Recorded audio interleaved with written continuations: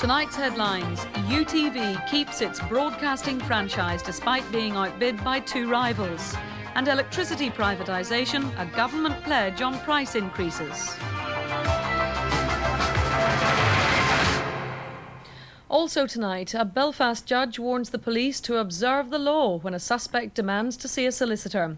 And a Met Office warning about the storms now hitting Northern Ireland. Good evening. Well, the franchise to broadcast independent television here has been awarded to the holder, Ulster Television. Two other companies feigned to gain approval from the Independent Television Commission, despite both outbidding UTV by around £2 million a year. UTV has been celebrating the result, but one of its competitors says it is seeking legal advice about the decision. Executives nationwide checked their watches coming up to 10 o'clock this morning. The result of the Independent Television Commission's deliberations were sent simultaneously to all the bidding companies. At TVNI, the fax machine brought bad news. We've lost. We've lost? Yep. The highest bid was 1 million. We're the highest bid, but we've lost. I can't understand. At the Belfast offices of Ulster Television, management and the 250 staff came out to celebrate immediately after their chairman told them they had won, and were, in his words, in broadcasting forever. It was tense. 9:30 this morning the message came through, and we'd won it. I think we had almost expected to win it, but over the past couple of days things have been very tense, and we didn't really know fully until 9:30 this morning. We are delighted that we're in business, and can I tell you that the reason why we won this application is because of the dedication of all the people who work for Ulster Television. They applied themselves fully to producing the sort of television that's required, and we committed ourselves in our application to provide exactly what we knew we could do at the prices we knew we could do them, and in the event the Independent Television Commission have awarded us the contract. After the bids were lodged months ago, the ITC scrutinised them to see if they met the various criteria, including the quality of programmes and business plans. Only then did the amount of money come into the decision-making.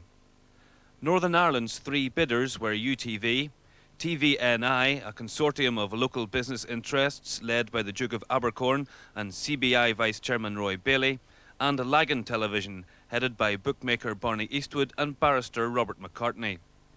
Only UTV and TVNI passed the quality threshold, and when their potential to maintain that quality for 10 years was considered, UTV was left on its own. It had no competition for the final test, the amount of money offered for the franchise. Theoretically, when it came to the bid stage, UTV was the only company left in. They could have got it for £1,000. Theoretically, but who was to know what was in the rest of the envelopes? The ITC doesn't say why companies failed to pass the various tests. A spokesman for Lagan Television said he couldn't see how a creative team with 20 television awards could fail the quality conditions. At TVNI, the decision was met with equal disappointment.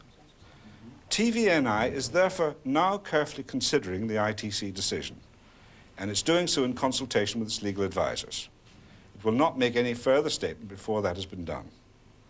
This legal review will concentrate on how the Independent Television Commission applied the established statutory criteria for the award of this franchise.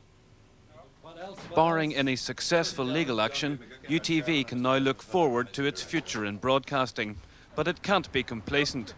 The promises it made in the application for the franchise, including an extension of local programming to 500 hours a year, will now be written into the new licence.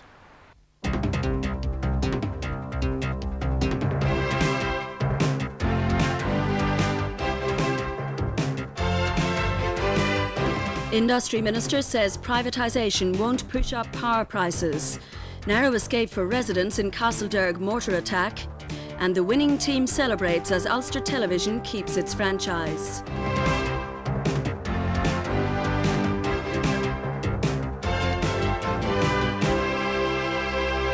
The fax message from the licensing authority, the ITC, ends months of uncertainty. Ulster Television chairman John B. McGuckian was ecstatic.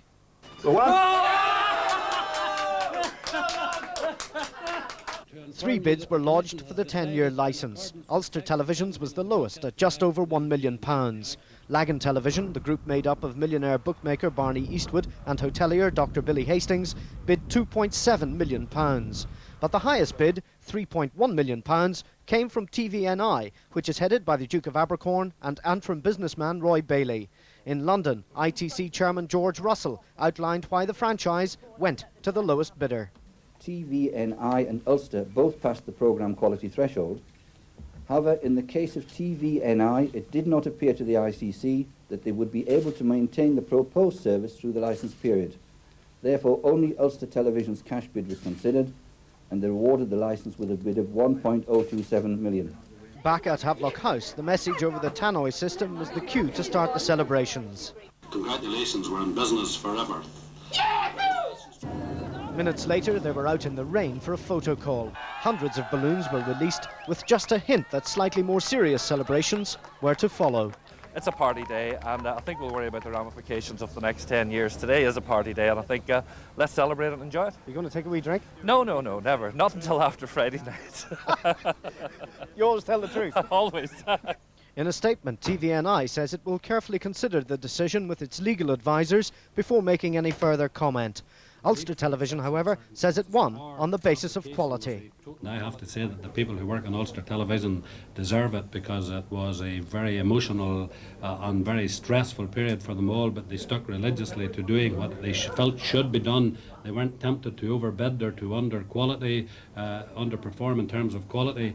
They did everything as they should, and they deserve what has been awarded here today, and it is a reward and an answer to the professionalism with which our whole application was put together.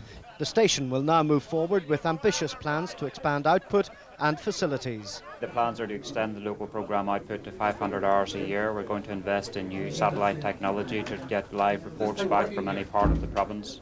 And we're going to invest in new studios here in the Havelock area. So some exciting plans for the future.